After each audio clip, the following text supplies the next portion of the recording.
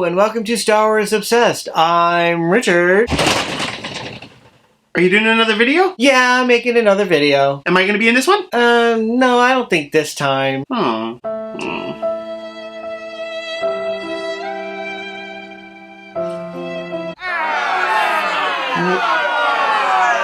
What? You want to see Gary in another video? Yeah! Oh, well, okay. Gary. Yeah? Come on over. Yay. Come on in the video. Okay.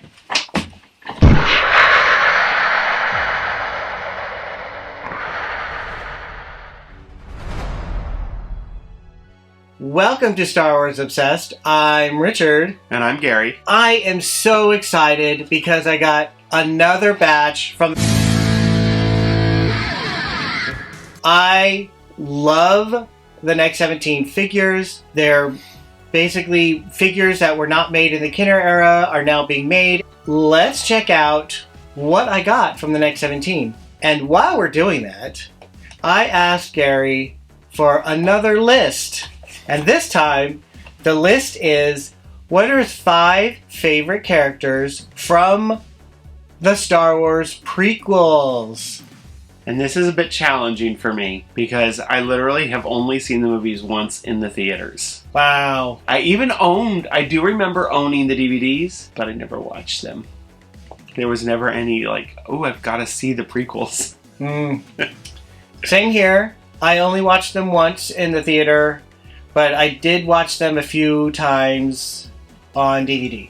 You did? Okay. Yeah. That's more than me. I know that we've watched, critiques of the films together. Yeah. And I know that we tried to go and see it when they did The Phantom Menace, when they did that re-release. When they did The Phantom Menace in 3D, we watched part of it, and it just didn't work. Alright, so let's see what fabulous figures we got from the Next 17. Before I reveal what the first figure is, Gary, what is number 5 on your list of favorite characters? I'm going to go with General Grievous. Well, why General Grievous? I just thought, as a droid, that it was an actual character that wasn't just a side. And then I just thought it was an interesting way of, it was unique. Having the kind of Shiva look, and when you think about it, he is a destroyer, and so it kind of fits with that motif, having all the many arms. It just kind of appealed to me. So the first figure I have is Uncle Owen. So we finally, after all these years, have an Uncle Owen in the vintage style, and look at the way that the figure was delivered to me in this little protective bag. I love it. The care that goes into these figures for the Next 17. It's fantastic. Because the only Owen was released as like Power of the Force? Power of the Force 2. Okay. Oh, they waited that long? Yeah. The first one was in a 3-pack, and it was Purchase of the Droids. It is absolutely gorgeous. I like the lines. The soft goods cape. Yeah. Is so awesome. This is supposed to be the Next 17. Graham from the Next 17 is not trying to recreate the figures that came out in 1978.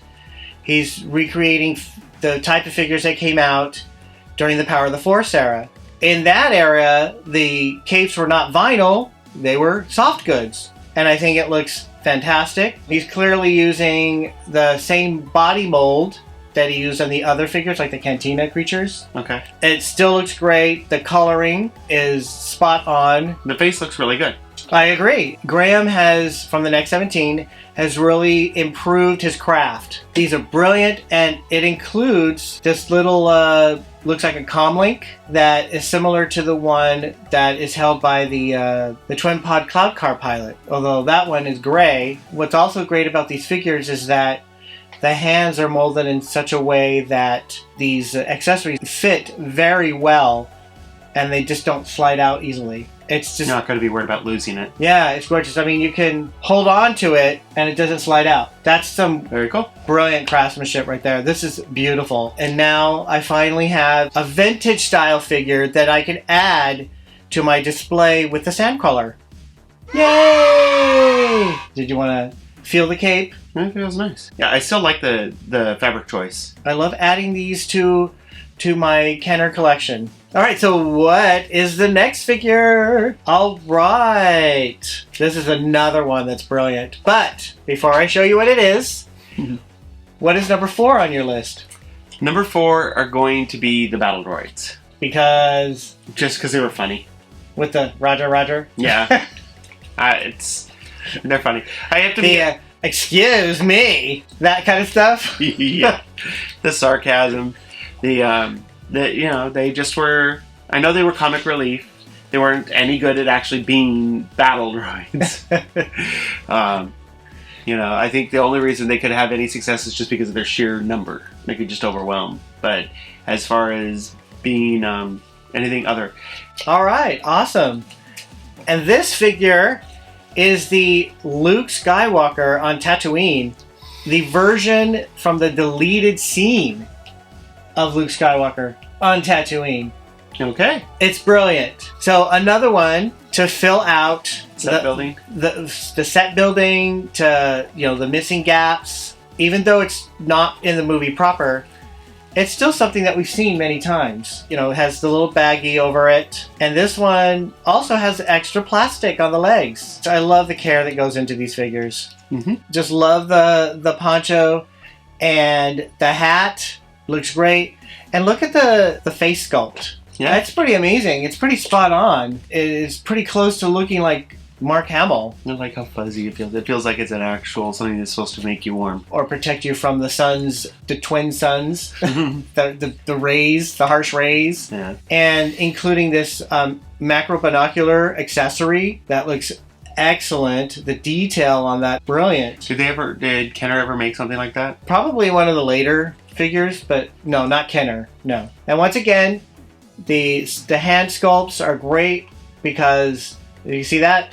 They holds on very well. Oh my gosh, how many times can I say it looks great or it looks beautiful, right? Keep it going, X17. This is another one I can add to my display, my Sandcrawler display. I purchased more from the X17, something new and pretty exciting. So let's see what it is. But before I show you, Gary, what is number 3 on your list? So number 3 on my list is Queen Amidala. All right. Only for the costumes.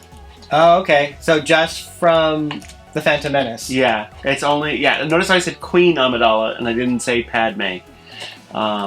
It's all the costumes, it's all the makeup, just the over-the-top look of it. Never really cared for the Padme character. Oh. I feel like they were trying to do another Leia, but it fell flat. Oh. So that's too bad. I so wanted her to be another Leia, and in that there be this really strong, independent character, but I feel like she just wasn't. I think the Clone Wars did a better job with her than the movies. So we can say Filoni did a better job fleshing that character out than Lucas. The next item I have is a coin created by the X17. It's the Wampa coin. This is gorgeous. You can feel it's got weight to it. Yeah. It's not like the original coins that came out in the Power of the Force, because those are really light. I'm sure they're aluminum, but they were very light. And this one has some weight. Did you want to grab one of the originals? Feel how light it is? Oh my goodness. Yeah. I mean, that's in a case and it's still... So compare. It is obvious what a difference. Yeah. You're getting something substantial out of this that, you're not going to worry about it. Yeah, definitely. It doesn't feel like it's delicate. Whereas this, it's very shiny. Oh yeah, that's true. Shinier than the originals. The backside doesn't say Star Wars, whereas the originals say Star Wars, and then a description of whatever character is on the front. This has a description. It just says Wampa again. People aren't confused.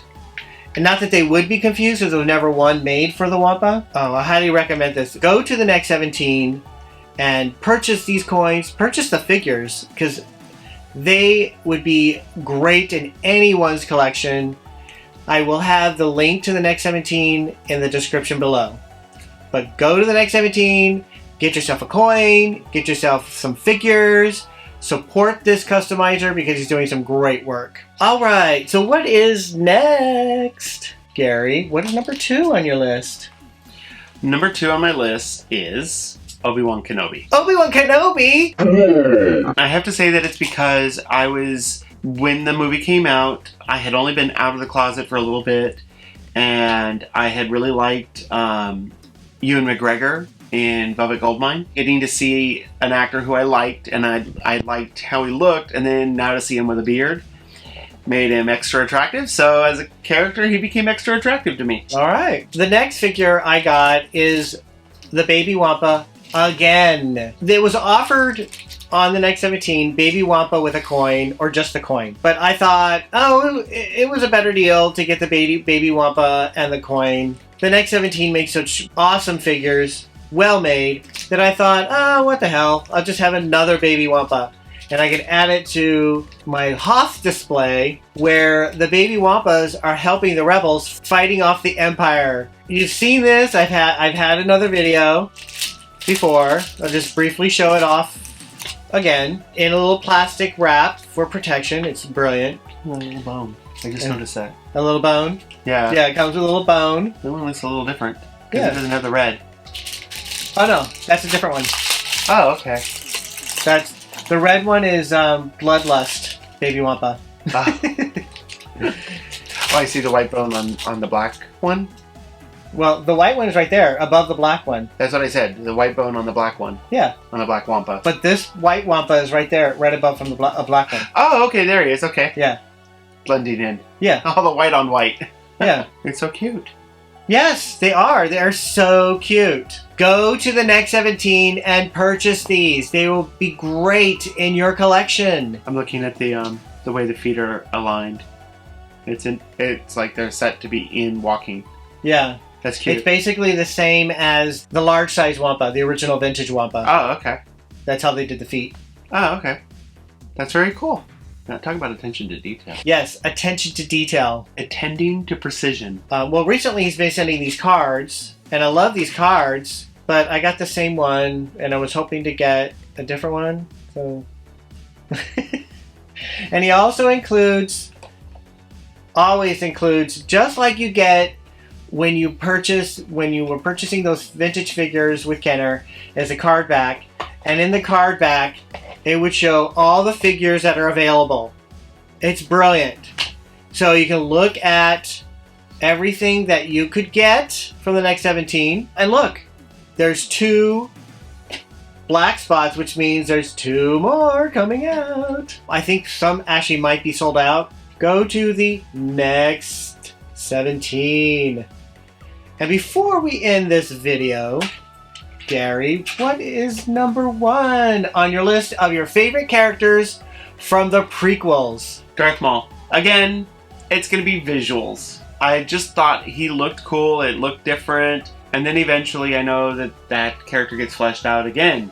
Dave Filoni helps with that. Yeah, because, there wasn't much of a character in the Phantom Menace. The look, the fighting, the lightsaber, the dual lightsaber that he had, he just was something different. That's kind of the theme for the prequel series, since I didn't really care for them as much.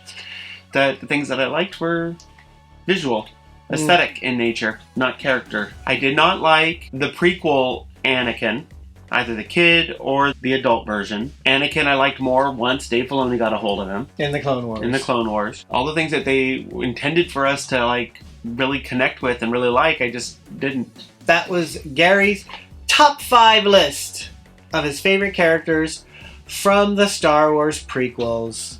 Alright, if you enjoyed this video, give it a thumbs up and click subscribe. You can follow me on Instagram and Facebook. We'll see you on the next Star Wars Obsessed. Now, I need to put these, the Luke and the Uncle Owen on the Sandcrawler display, and put this in with the Hoth display, and this with the other coins. Bye! Bye!